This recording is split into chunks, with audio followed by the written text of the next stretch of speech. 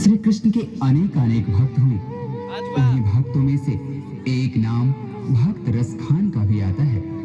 1558 ईस्वी दिल्ली में जन्मे सैयद इब्राहिम खान कृष्ण भक्ति की कविताएं लिखने के कारण कवि रसखान के नाम से प्रसिद्ध हुए।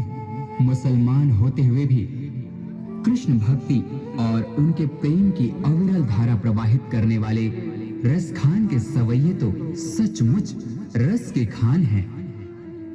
मानुस हों तो वही रसखाने, बसों ब्रज गोकुल गांव के ग्वारन, जो पशु हों तो कहा बस मेरो, शरो नित नंद की धेनु मझारन। प्रस्तुत पंक्तियों में श्री रसखान जी ने मनुष्य और पशु हर जन्म में ब्रज भूमि में ही रहने की प्रार्थना की है। ऐसी क्या बात हुई जो कृष्ण की भक्ति रस में बहकर एक खान रस खान बन गया।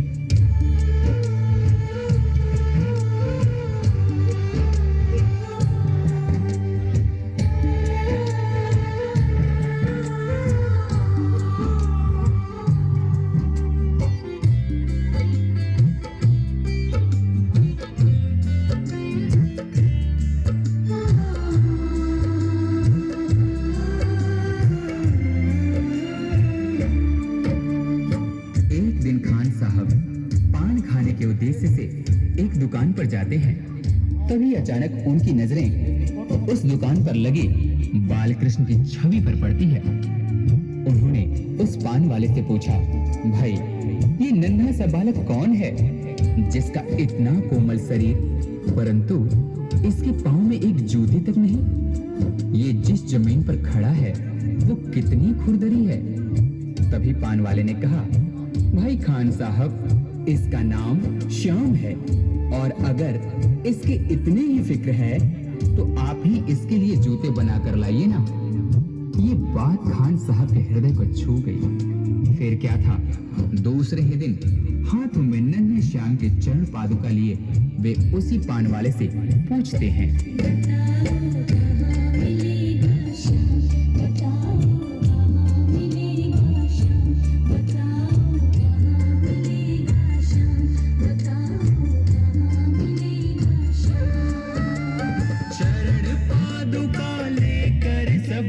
चरण पादुका लेकर सबसे पूछ रहे रस खान, बताओ कहाँ मिलेगा श्याम, बताओ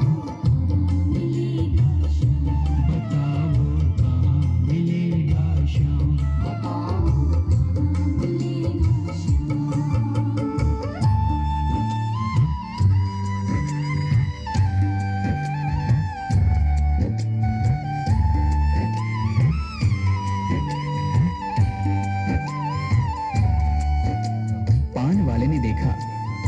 तो सचमुच ही चरण पादुका लेकर आ गया। उसने अपना पल्ला झाड़ते हुए कहा, देखो भाई यह नन्हा बालक यहाँ तो तुम्हें नहीं मिलेगा, शायद कहीं और मिल जाए, जाकर किसी दूसरे से पूछते क्यों नहीं। उस नन्हे श्याम की सूरत को अपने दिल में बसाए खान साहब चल पड़ते हैं और रास्ते में आने जाने वाले हर व्यक्ति से पूछते हैं, वो नन्हा सा बालक है, सांवली सी सूरत है, बाल घुंघराले उसके, पहनता मोर मुकुट है।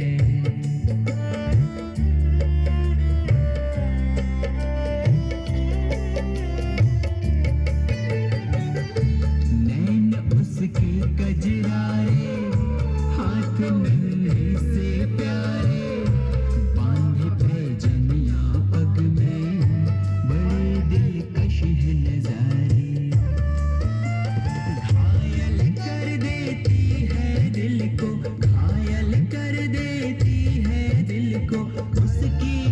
मुस्कान, बताओ कहाँ मिलेगा श्याम,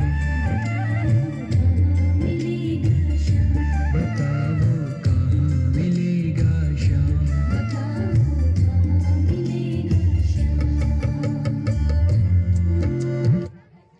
अब देखिए रसखान को पान वाले ने क्या कहा कि वो यहाँ नहीं मिलेगा, अगर ज्यादा कृष्ण से तुम्हें प्रेम है तो वृंदावन आपको जाना पड़ेगा। तो रसखान कृष्ण भगवान को खोजते खोजते अब वृंदावन के लिए निकलेंगे और बीच में कृष्ण भगवान को लगेगा कि रसखान तो हमें पहचान नहीं पाएगा। कृष्ण भगवान सोचते हैं रसखान तो हमें पहचान नहीं पाएंगे, मैं उनको दर्शन दे करके उनको अपना कुछ स्वरूप बता देता हूं ताकि वो उनको हमें खोजने में मदद मिल जाए। देखिए आगे कैसे रसखान भटकते हैं और कृष्ण भगवान उनको दर्शन देते हैं।